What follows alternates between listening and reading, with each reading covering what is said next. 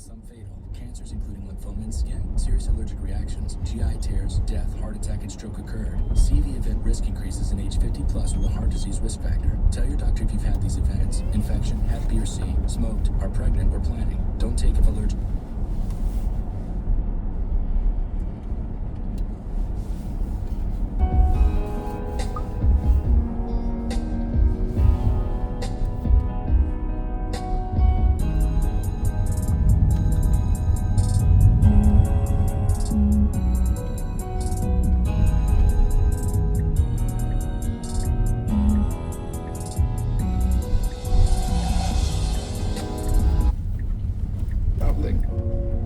Continuing to educate ourselves and broaden our minds.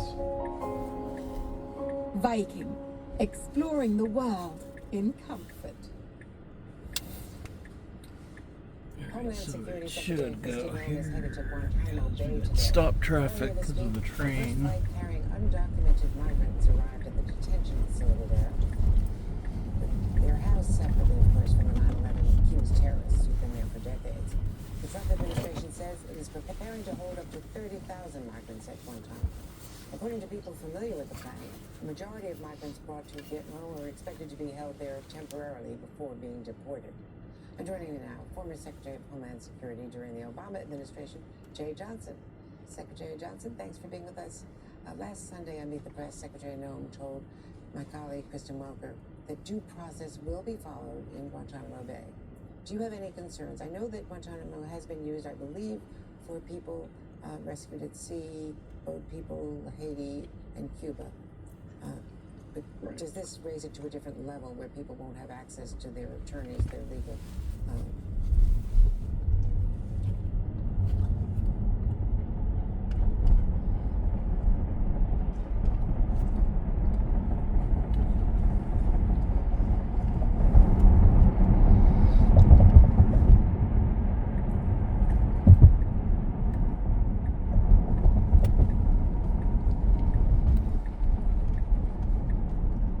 Substantive and knowledgeable about the issues as the last interview reflected.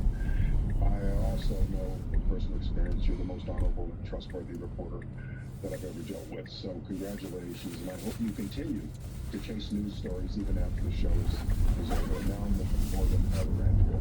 You can bet on that, but thank you. Thanks. Okay. So, first of all, no one should be able to take a question that Guantanamo is somehow a black hole of sorts. The Supreme Court in the committee decision in 2008 established that a detainee there has a right to habeas corpus, so he's not beyond the law. As you pointed out, Guantanamo has been used for detainees, Taliban, Al-Qaeda, for the last 20 plus years, but it also has been used as a migrant center. George H.W. Bush set it up as a place to hold migrants, both people coming from Cuba and Haiti. What's new is bringing migrants from the continental U.S. to Guantanamo to hold up to something like 30,000 before they're deported at some point. That 30,000 is a lot of people, and as you noted, each of those 30,000, they're being held and they're subject to deportation, do have a right to an attorney. And bringing attorneys to facilities necessary for that kind of scale of an operation is something that I suspect this administration has not really thought through. And so I see a lot of challenges ahead with this concept. What do you make about all of this, from the ICE raids with, bringing one selected TV network along with them, the show of force, holding migrants in Guantanamo? What do you make of the whole approach to immigration? I know it was predicted, it was pledged during the campaign, so it shouldn't be a surprise. But what is the impact on national security? Well, it's obvious that they're embarking on a shock and awe strategy to send a message to Central and South America. And with the power of the government, he can do that. But it's core unconstitutional action. First Amendment, freedom of speech, freedom of the press. And Republicans were supposed to be against cancel culture. They were supposed to be in favor of freedom of speech. And here they are backing Trump. Look, to what degree MAGA is backing him, I don't know. But certainly Trump is going around saying, I never meant it. I love cancel culture. Cancel CBS. Cancel them. They didn't even criticize you. They ran a crappy answer of Kamala Harris in its full crappiness, right? By the way, both answers were horrible. bad. Yeah, they were terrible. They were answers. bad. They were both bad. Yeah. And like, in fact, the edited version I think is worse because she didn't really say anything in the edited version, right? Like the shortened version of her statement doesn't really give you any substance. And look, I think the proof is in the pudding. I mean, he swept the swing states. So the idea that CBS put their thumb on the scale to help Kamala Harris win is honestly, in my opinion, a very weak argument. But I actually think the poll among the audience on this issue is really interesting, Jake. So can we pull that up and talk about it a little bit? Yeah, no. So the poll was, do you think CBS edits were nefarious? So what do we have in terms of results? Yeah, let's bring it up.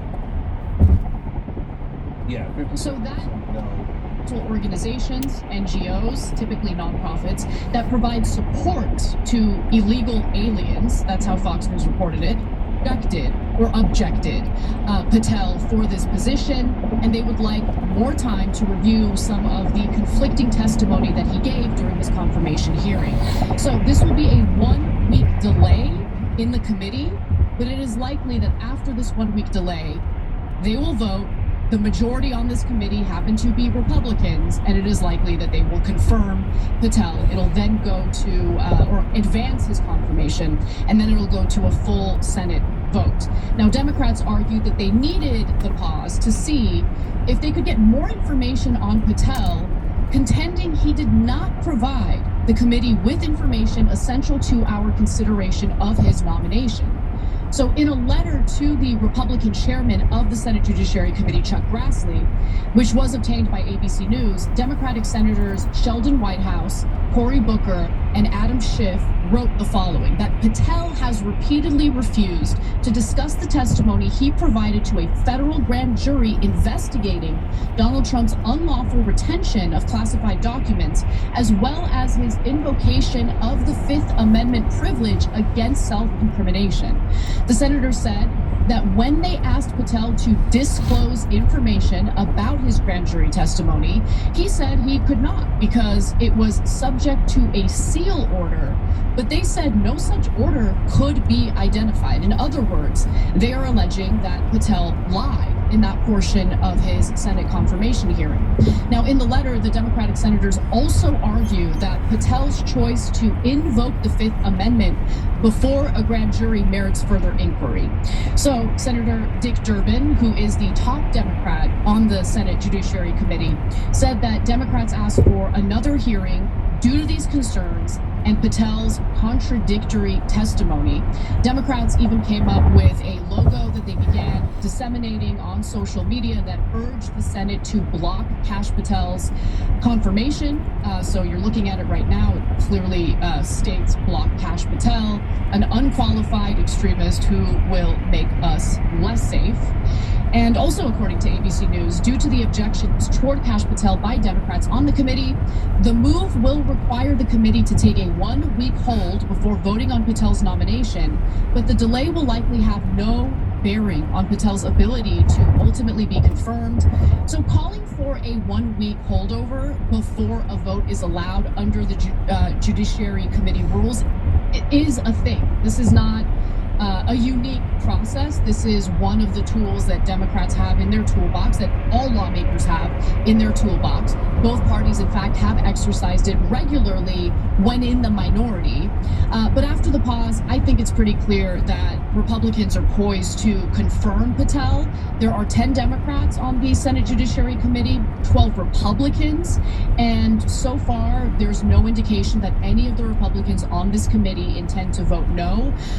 During his hearing, Chuck Grassley called Patel's career a study in fighting for unpopular but righteous causes, exposing corruption and putting America first.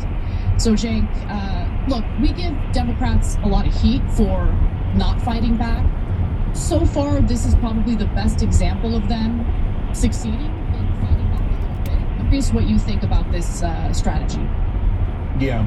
Well, I like to see any kind of fight back in this regard. And the Democrats are the opposition party of the Republicans. Their job is different than ours. And their job is to do this kind of pushback. Is it going to be effective? Well, you got to rally folks in a way that could move Republican senators. And that is a very, very difficult task. So you got to hold all your senators, which is easier, although you do have Fetterman in there. And then you've got to move 4 Republican senators. And the only way to move them is if they're worried about losing their seats. And so if you pound away at things where you have an advantage, maybe you could move 4 of those senators. But it is a very hard task. Now, a couple are wobbly and like to vote no for purposes of appearances, like Murkowski and Collins. But they almost never do that when there's an actual decisive vote on the line, right? So that makes it even harder. All right, now, do they have a good case here? Well, Kash Patel's a good person to pick in terms of trying to do some sort of, I don't know if it's last stand, first stand, okay, but some sort of stand against, because he's the guy who said, oh yeah, I have an enemies list and it's filled with my political enemies, and now I'm head of the FBI to go and pursue them and et cetera. And so, like, if you can't rally folks against that kind of extreme pick, you're probably not that good at this. They should have started a long time ago. They should have picked someone like him. They should have, had their case, and they should have been pounding it in the media over and over again. I've barely seen it, but now this is good. It's a good positive step, so credit where credit is due. But on the substance of the issues, Anna, so he is subject to a seal order, he said, and apparently that doesn't exist. That's not a small lie. And he's not going for Interior Secretary, where it would still be concerning. He's going for head of law enforcement, the FBI. So lying in your ear. This is not a political lie. There's tons of political lies. This is a lie about your actual record, right? Including cases that you might have been involved in criminally. Now, to the Fifth Amendment, Fifth Amendment protects you in criminal cases in prosecution. That is what it's for. You say, I have a right not to incriminate myself within the context of these criminal proceedings, right? But it doesn't give you any protection outside of that. And so we all have eyes and ears. So if you raise your hand, for example, if he'd been charged with murder and he said, well, I don't want to say anything about that because I might incriminate myself. Should we be concerned about that if he's going to be the head of the FBI? Well, of course. Wait, what were you going to say that might incriminate yourself in that murder case? Now, in his case, it's not a murder case, but all of these cases are very, very important. So how were you going to incriminate yourself? An enormously fair question. But at the end of the day, bottom line is, will we get straight answers to those within the week that they have? Very unlikely. They'll probably just stall. And they're steamrolling everything, so they're very likely steamrolling. Chuck Grassley's comments are very indicative of that, because Chuck Grassley used to be a normal Republican, and now he's saying that Kash Patel's crusade against his political enemies and in defense of January 6 rioters who came in into the Capitol and threatened people like Senator Grassley, he's now saying those are righteous causes. Okay, well, that shows you how much Trump has moved the Republican Party and the senators, and hence they will very, very likely bow their heads and let this guy, who I think is unhinged, into the FBI to run the place, God knows.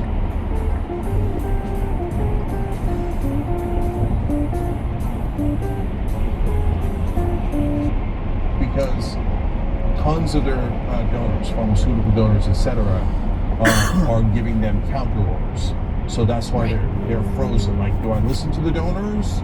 They're the ones who give me all my power, but now Trump can take away all my power. So they're in a conflict over that. So that's why I think he might be in a little bit of trouble. I got it at 50-50, but Kash Patel probably not.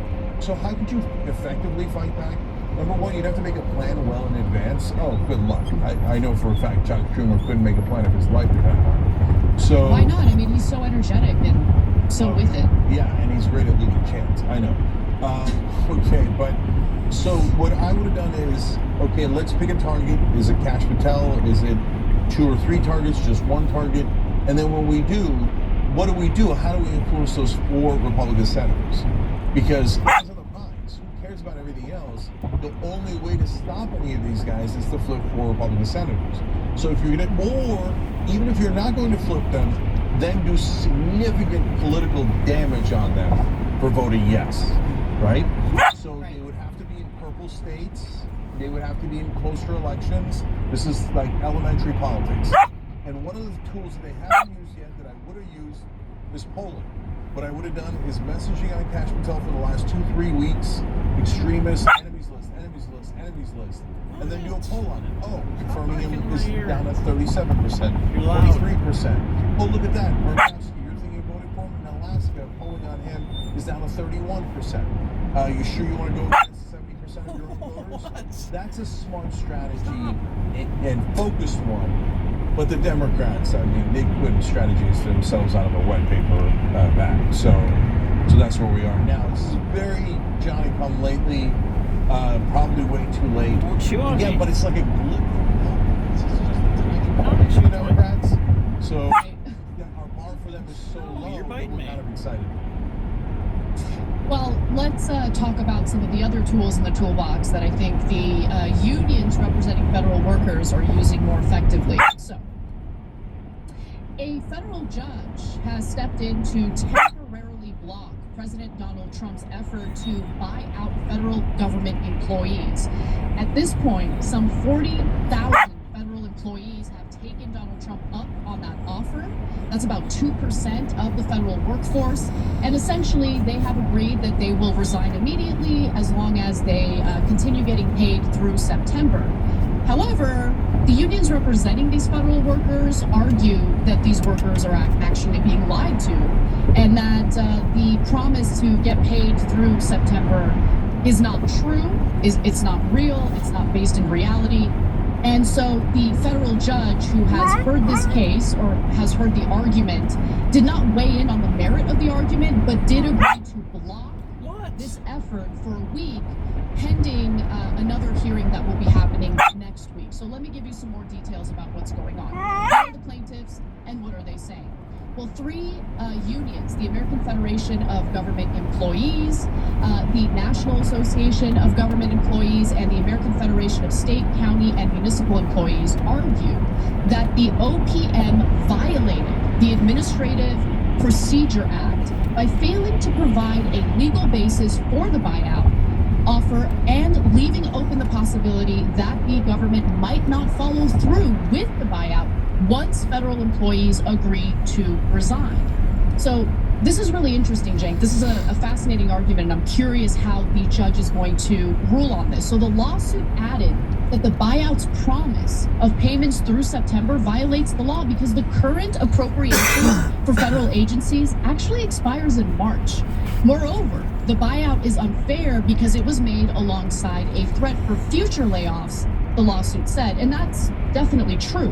When the Trump administration put out this notice calling on the federal employees to essentially take this buyout offer, they said, for those who turned this offer down, there is no promise that you will not get fired. So essentially, it's putting these workers in an impossible situation because either you take the buyout offer and you get this severance package, or you remain in your position and you get fired anyway and maybe don't get any severance at all. Now, in his decision today, U.S. District Judge George O'Toole Jr. simply said the following: I enjoined the defendants from taking any action to implement the so-called fork directive pending the completion of briefing and oral argument on the issues. I believe that's as far as I want to go today. So he did not weigh in on the merit of the argument, but essentially said, I'm blocking this for now until I can hear the oral arguments and make my decision. So the freeze will remain in place until Monday afternoon of next week, when the judge decides during an afternoon hearing whether he wants to block the buyout further. Cenk. Yeah, it should definitely be blocked. Whether, the Supreme Court does things that are rational is a really big open question. So this will move up the courts and we'll see how they handle it. Okay, so why should it be blocked? So first of all, they are giving money through September. That money has not been appropriated. So you might be annoyed by that, what you consider bureaucracy by that, but that's the end of the question. If I'm a judge, I go, no, sorry, not close, you gotta go, okay? And so why is that? Because Congress has not appropriated that money. When it comes to the government, period, it's over. If it's not appropriated, you don't have it to give to them, right? So even if you thought the buyouts are a good idea, I don't see how it's legal. So they don't do it. I don't know. I mean, the Supreme Court has to make so many twists and turns, and we'll have more stories later in the show that affect them as well to try to justify some of these Trump decisions, but they might not. They might go, yeah, no, that money's not appropriated. That's not how it works. And so, and it might be illegal. This was more of an open question. If it's with a threat, right? Like, you better take this money. It might also be illegal, but that's a debatable legal question. And so I'm curious how that one plays out. Now, this fork directive that he's talking about is because this is called the Fork in the Road memo. And not only did it go out here, in this case, federal workers, but it's the same exact title as the one Elon Musk used at Twitter when he came in and eventually fired, different reports of somewhere between 2/3 to 3/4 of his employees there. So that threat to fire people is very real. Now, the problem is that this is not a private company. This is the United States government. So you've got to be a little bit more careful as you move this giant ship. But they're not being careful at all. Like, if you were going to do this, you would go through a whole bunch of process, and it doesn't mean that you take forever and you take 4 years and you lose your opportunity. You can do it quickly, but you would have to go through normal processes to make sure you're not breaking everything on your way. Now, you own a private company like Twitter/X. Well, that's his company at this point. He bought it. So he can fire those people. He can break it all he likes. And if it goes bankrupt, it goes bankrupt. No big deal. That's not our business. That's his business. But it's the U.S. government. It's our business. And so I'm telling you right now, if you're the bad guy and you're like, oh yeah, Elon, he's got this thing figured out, fire him, it's going to work out great. Brace for impact. Buckle up, because there's no way this out of control freight train doesn't cause significant damage. All right, we've got a lot more news to get to, including an update on Donald Trump essentially doubling down on his plans to occupy Gaza and potentially use American military to do it. That and more coming up. Don't miss it. They would essentially be rewarding an act of terror. That was President Donald Trump's son-in-law, Jared Kushner, about a year ago. And his statement has only become even more ominous after President Donald Trump, of course, declared that the United States will own. But by the way, on the Republican side, now Josh Hawley doesn't take corporate PAC money and a couple of others. And Thomas Massey's, like, I don't agree with him at all. Well, not at all, but like on 90% of issues, but at least he's authentic, right? So there are people in there, and you could tell based on, do they take corporate money or do they not take money, right? And so if they're taking it from the people, then you could at least trust them and that it's relatively authentic ideology and principles. But unfortunately, since everyone else is hooked on donor money, yeah, you shouldn't trust them because they're not really representing their point of view or your point of view. They're representing whoever their donors are, their point of view. So I wanted to explain that real quick. Yeah, let me weigh in on that. I don't like any of the politicians, and it's not because it's not my job to like anybody, right? It's my job to judge how they are reacting to or how they're behaving in regard to specific issues. There are some politicians who are good on some issues but bad on others. And so, like, that's the way I judge. Are these politicians handling this crisis in the country appropriately? Are they responding to the opposition effectively? That's what matters, right? And yes, the money in politics is a huge problem. So is the fact that they're trading individual stocks, engaging in insider trading, and getting away with it. So that's a big problem too. All right. So, all right, let's talk. Let's do an update on Donald Trump's statements in regard to the United States occupying Gaza. Be very valuable to if people would focus on kind of building up livelihoods. So I think that it's a little bit of an unfortunate situation there, but I think from Israel's perspective, I would do my best to move the people out and then clean it up. I think proactively recognizing a Palestinian state would essentially be rewarding an act of terror. That was President Donald Trump's son-in-law, Jared Kushner, about a year ago. And his statement has only become even more ominous after President Donald Trump, of course, declared that the United States will own the Gaza Strip. That was a statement he made on Tuesday of this week. And in fact, Kushner is putting big money into an Israeli firm that finances and insures construction projects in Israeli settlements. So here are the details, courtesy of an in-depth report by The Lever. Last year, Kushner's private equity firm, because he is the head of a private equity firm after all, which is called Affinity Partners, invested in Phoenix Financial, which happens to be an Israeli financial and intelligence firm. So Phoenix is heavily involved in Israeli settlements. Let's give you a little piece of this info. Phoenix owns about 80% stake in a large shopping mall in an East Jerusalem settlement and stakes in various companies operating throughout other settlements. Phoenix has helped finance wind and solar projects in Israeli settlements and provided financial services to the local councils of settlements, including the Beitar, Lilit, and Oranit settlements in the West Bank. And let me just say, for those who might not be aware, the settlements, the Israeli settlements in the West Bank, are built on stolen land. These are illegal settlements. They're seen as illegal settlements by the international community, but the United States aids and abets any bad behavior that Israeli settlers want to engage in, any bad behavior that the Israeli government wants to engage in. So there you have it. So when Affinity invested into Phoenix last year, it actually acquired a 4.95% stake in the company. And on January 15th of this year, Israeli regulators approved a deal that doubled Affinity's stake in the company. Kushner actually told Bloomberg the following: investing in Phoenix in July of 2024 was a decision rooted in my belief in Israel's resiliency and the fundamentals of Phoenix's business. 6 months later, the increased value of our shares reaffirms my conviction both in Israel's strength and the growing promise of Phoenix. Now, of course, Israel's strength is contingent upon the United States aiding and abetting everything and anything it wants to do. Doesn't matter if you're talking about a Democratic president or, in this case, Donald Trump, a Republican president. Israel gets what it wants. Meanwhile, settler violence runs rampant.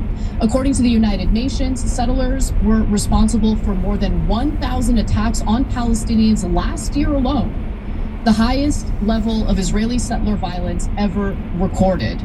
So Donald Trump's decision to announce that he believes the United States should take over Gaza, I think, was heavily influenced by his own son-in-law, Jared Kushner.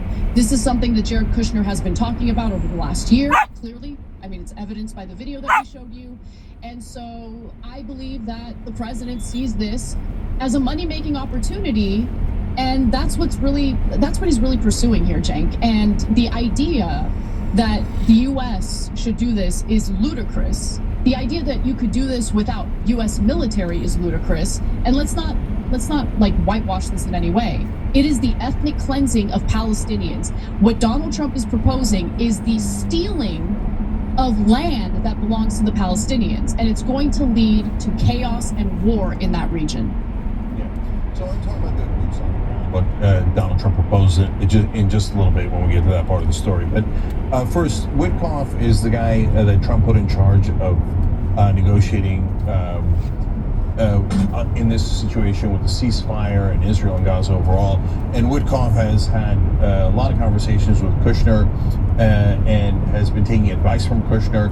So Kushner's clearly massively involved in all of these plans in regards to Gaza. And apparently Donald Trump changed the plans at the last second, a couple hours before he met with Netanyahu, and that was after talking to Witkoff and Kushner. So, and when Kushner talks about how he invested in this Israeli company because he believes in Israel's resilience, that's hilarious.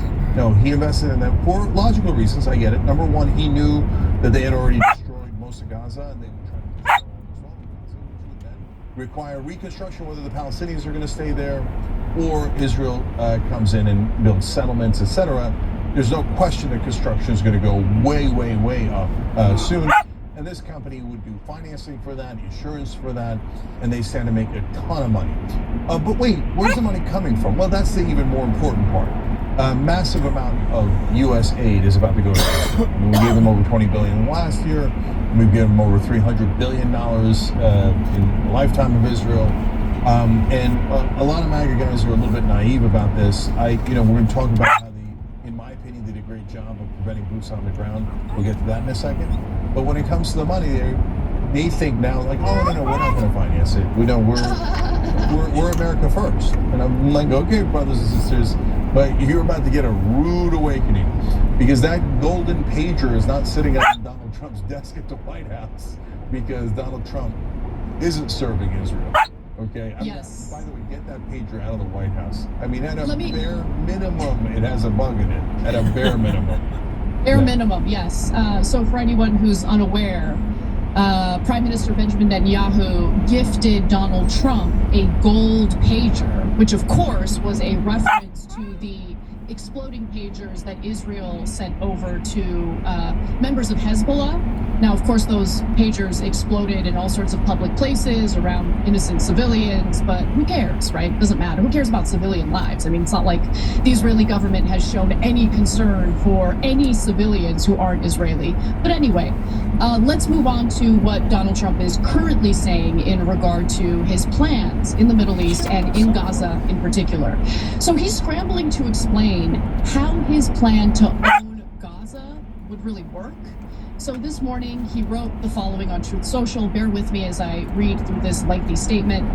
The Gaza Strip would be turned over to the United States by Israel, right, at the conclusion of fighting. The Palestinians, people like Chuck Schumer, would have already been resettled in far safer and more beautiful communities with new and modern homes in the region. They would actually have a chance to be happy, safe, and free. The U.S., working with great development teams from all over the world, would slowly and carefully begin the construction of what would become one of the greatest and most spectacular developments of its kind on Earth. No soldiers by the U.S. would be needed. Stability for the region would reign. Yeah, the exact opposite would happen. The point you're making about the funding, Cenk, is incredibly important. And think about it. The funding would come from the American government, American taxpayers. It would be given to the country of Israel, as we typically do, billions of dollars year after year.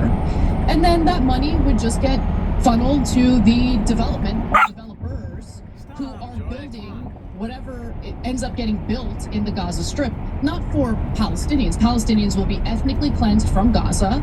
And you think Israel is going to hand that land over to the United States? I doubt it. Okay, I highly doubt it. And by the way, even if it was ironclad, contract indicating that they would do that, I still don't buy it. And even if that were true, I don't want it. The United States is not supposed to be in the business of nation building, and that is what Donald Trump himself has said. Why is the U.S. getting involved in the Gaza Strip, getting involved in the ethnic cleansing of the Gaza Strip? It's insane. Okay, so let's break this down, because when Trump first came out, he said this lunatic thing about how we're going to take over Gaza, America, is we're going to rebuild it. And including, and I love that he said this because it makes it very clear what the original intent was. We will be dealing with the unexploded bombs that Israel dropped, but and it's because the blessed IDF, of course, they need to be protected at all costs. Those are Israeli civilians. They're worth about 10 or 100 or 1,000 American citizens. So we would send in Americans to clear out the unexploded bombs. Also, by the way, to actually move 2 million Palestinians forcibly, because they're not going to go voluntarily, into another country that isn't their home, and likely into the Sinai desert, where there will be no luxury homes waiting for them. There'll be tents and refugee camps for the rest of their lives. So, and remember, of course, when they resist being moved out of their homes, then we'll have to kill them. So now, what happened was, I said I think that MAGA would push back, and MAGA did push back. Now hold, there's nuance there.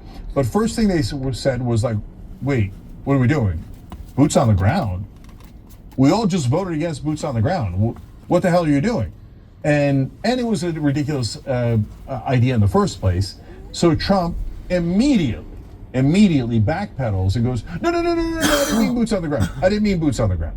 So now he changes the plan change it from a horrible plan to a slightly less horrible plan. Okay, I guess we're making progress. And yes, so MAGA, nice job on pushing back on that. But wait, now let's talk about his new plan. So now Israel is going to do its own dirty work. Okay. I hate it. I don't want it. I think it's terrible. I think it's textbook ethnic cleansing when you move people out of their homes and homeland and you shove them into a different place. Trail of Tears, Armenian genocide, Bataan Death March. These are all textbook ethnic cleansing genocide. So there's nothing pretty about it. They're not going to be in a better situation. They're going to be in a far, far worse situation. None of them want it. The neighbors don't want it. No one outside of Jared Kushner and his, corrupt cronies and Trump, etc. And of course Netanyahu won it, right? So when you go to move them out, now apparently Israel's going to do it. He's saying that America will then own it afterwards. Now, Yeah, right? Okay, stop right there. Like MAGA, that's not true, right? Like that's nuts.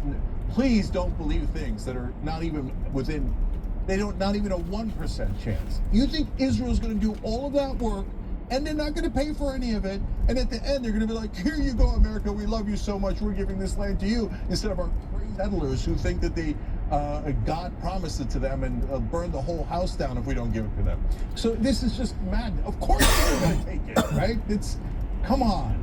You please don't tell me you're that naive.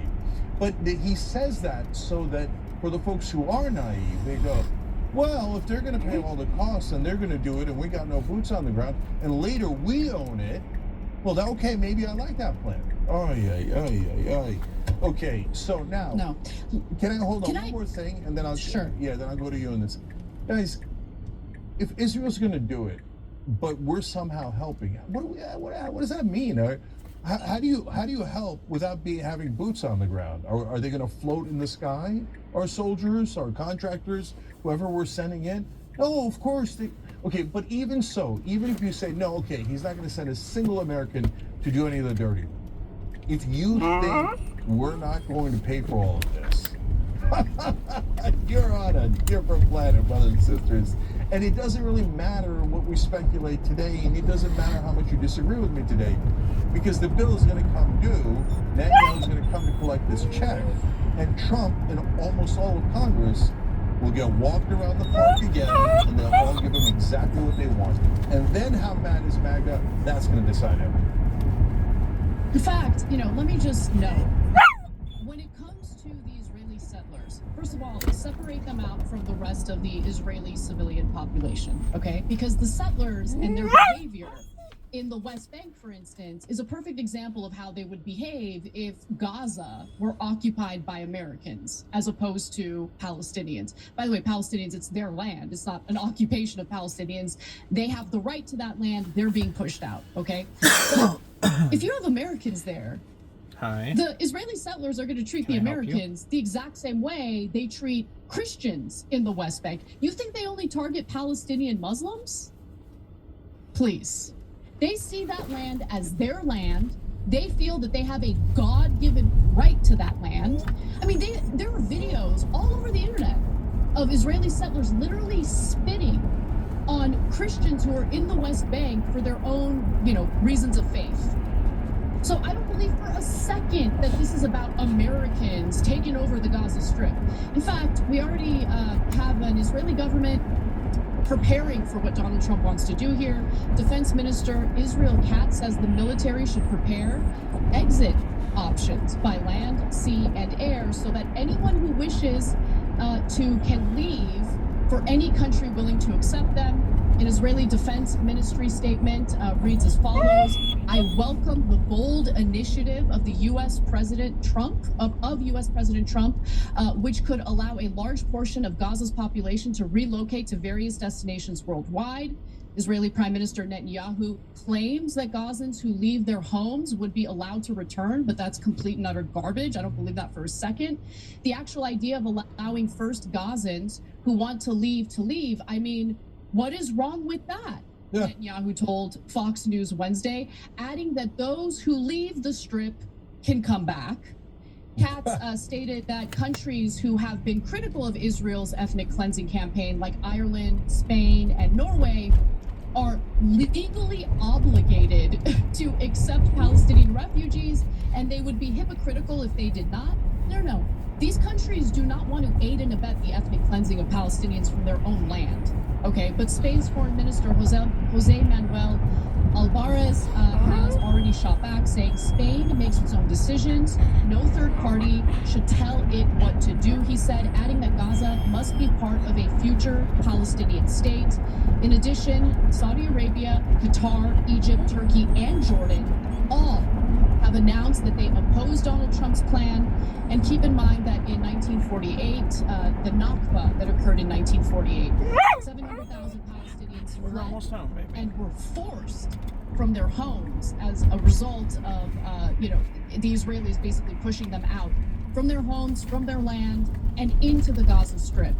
Trump's proposal would basically amount to a forced relocation of 3 times as many Palestinians. Yeah. Any final words, Cenk? Yeah, definitely. So, but after the Nakba, Israel allowed them back into their... Oh, right, they didn't. Of course they didn't, because their whole point was to take the land, and they did take the land.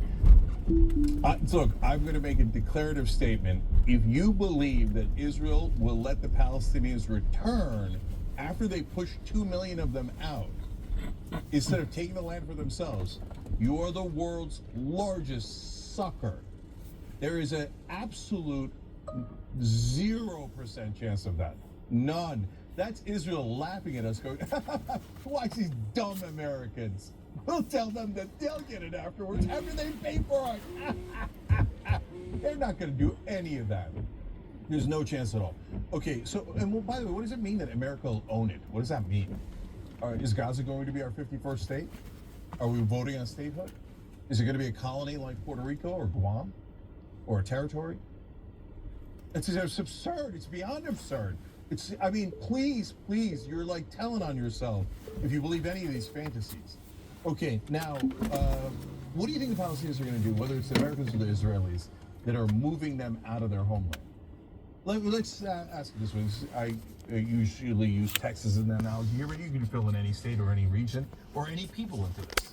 What do you think that the good folks in Texas would do if they said, oh, no, we're just going to take 2 million of you and move you into Guadalajara, okay?